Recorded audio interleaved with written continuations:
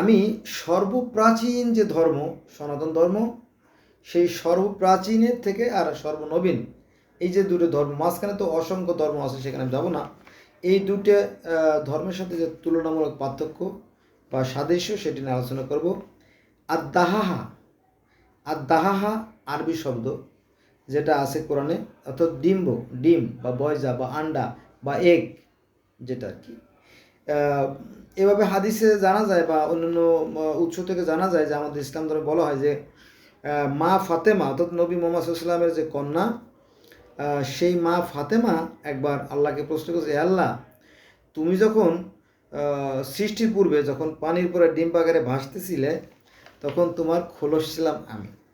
তার মানে একটা ডিম আকারে ভাসুক আর ডুবুক একটা অবস্থায় ছিল, এরকম একটা আভাস আমরা পেতে পারি। তো এই একই কথা আছে সনাতন ধর্মে।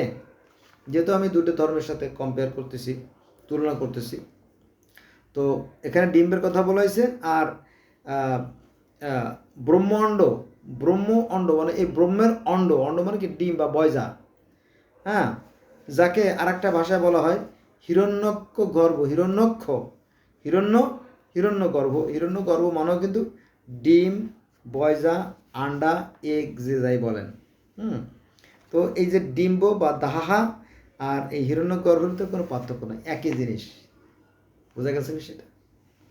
তো হিরণ্যগর্ভ বললে অনেকেই বুঝবে না, শতকরা 99% কি 100% মুসলমানও বুঝবে, হাজারে একজন বুঝবে কিনা সন্দেহ। বোঝা গেছে বিষয়টা? আচ্ছা, আমাদের ইসলাম ধর্মে বলা হয়েছে পানি থেকে সৃষ্টি সূচনা। এটা আছে সূরা হুদ এবং সূরা মায়েদা 30 নম্বর আয়াতে। ওই একই কথা আছে সনাতন ধর্মে যে বিষ্ণু, পরম বিষ্ণু ও পানির ভিতরে শায়িত অবস্থায় ছিল, তার নাভিপদ্ম থেকে অনন্ত কোটি ব্রহ্মাণ্ডের সৃষ্টি হয়।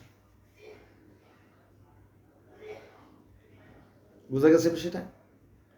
এখানেও পানি থেকে সৃষ্টি, অর্থাৎ সনাতন বা হিন্দু ধর্ম পানি থেকে সৃষ্টি, ইসলাম ধর্ম পানি থেকে সৃষ্টির কথা বলা হয়েছে। অন্য ধর্মে তো আছেই। যেমন আমরা যদি মিশরীয় ধর্মে যাই, সেখানে পানিকে বলে নান থেকে সৃষ্টি সূচনা। আবার যদি আমরা ইসে যাই, গ্রিক ধর্ম, রোমান ধর্মে যাই, সেখানেও দেখবেন যে পানি থেকে সৃষ্টি সূচনা। তারপরে যদি আমরা ইহুদি খ্রিস্টান ধর্মে যাই, সেখানেও পানি থেকে সৃষ্টি সূচনা, এবং আমাদের ইসলাম ধর্মেও ওই পানি থেকে সৃষ্টি সূচনা, সনাতন বা হিন্দু ধর্মের পানি থেকে সৃষ্টি সূচনা। এমনকি বিজ্ঞানীরাও বলতেছে যে হ্যাঁ, পানি থেকে সৃষ্টি সূচনা। সবাই যখন একই কথা বলতেছে, তাহলে আপনি আর আমি মতবিভেদ সৃষ্টি করে কী লাভ বলেন? এর সাথে আমি আর একটা কথা যোগ করতে চাই, সেটা হচ্ছে যে আমরা জানি যে সৃষ্টিকর্তা কি করলেন, তিনি আদমকে সৃষ্টি করলেন, মাটি দিয়ে আদমকে সৃষ্টি করলেন। আদমকে সৃষ্টি করার পরে তিনি আদমের ভিতরে কি রুহু ফুঁকে দিলেন। আল্লাহ বললেন যে আমি আমার রুহু ফুঁকে দিলাম। এটা আছে কোরআন শরীফে। যখন আদমের ভিতরে আল্লাহ পাক তার রুহু ফুঁকে দিল, তখন সে কি হলো, সচল হয়ে গেল। এটা আমরা কোরআন শরীফ পাই। তো আবার বেদ যেহেতু সনাতন বা হিন্দু ধর্মের মূল গ্রন্থ, আদি গ্রন্থ বা স্পেশাল গ্রন্থ, তো সেখানে আমরা একই কথা পাই যে ঈশ্বর ছিলেন নিরাকার, অদৃশ্য, অশরীরী। তিনি চিন্তা করলেন যে আমি এক থেকে বহু হব বা আমি সৃষ্টি সূচনা করব। তখন তিনি কি করলেন, হস্ত, পদ, কর্ণ, নাসিকা, গৃহা, জিহ্বা, ত্বক, মোটামুটি শরীরের যে অঙ্গ প্রত্যঙ্গ যেগুলো আছে সেগুলো সৃষ্টি করলেন, আস্তে আস্তে তৈরি করে ভিতরে আত্মার উপরে প্রবেশ করলেন। এটা বেদে কিন্তু আছে। বেদও আমি পড়েছি, কোরআনও পড়েছি, এভাবে আরও শত শত ধর্ম পড়েছি দীর্ঘদিন ধরে। তো আসলে মৌলিক কোনো পার্থক্য নেই, একই কথা। ইসলাম ধর্ম বলা হয়েছে যে তিনি আদমকে সৃষ্টি করে ভিতরে আত্মা ফুঁকে দিলেন, আর সনাতন ধর্ম বলা হয়েছে যে তিনি আদমের শরীর গঠন করে তিনি ভিতরে প্রবেশ করলেন। নিজে ফু দিয়ে ঢুকে দিয়া আর নিজে প্রবেশ করার ভিতরে কোনোটা পার্থক্য নাই, খুব পার্থক্য নাই আর কি। ঠিক আছে? তো সনাতন ধর্ম অর্থাৎ হিন্দু ধর্মের সাথে মুসলমানদের ধর্মের তেমন কোনোই পার্থক্য নাই, শুধু রয়ের পার্থক্য।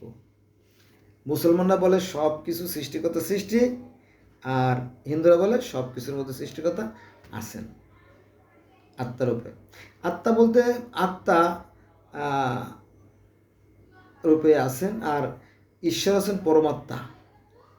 পরমাত্মার ক্ষয় লয় বিলীন করে কিছু নয়, তার থেকে আত্মার সৃষ্টি। যেমন একটু উদাহরণ দিতে হয়, যেমন সাগরের পানি কিন্তু কোন ক্ষয় লয় বিলীন কিছু নাই। এই পানি কিন্তু নদী, নালা, খাল, বিল, হাওড়, বাওড়, জলাশয়, পুকুর, ডোবা, হ্যাঁ, তারপরে আপনার হাঁড়ি পাতিল যাই বলেন, কলস, সব জায়গায় একই পানির পানি, কিন্তু মূল উৎস সাগর।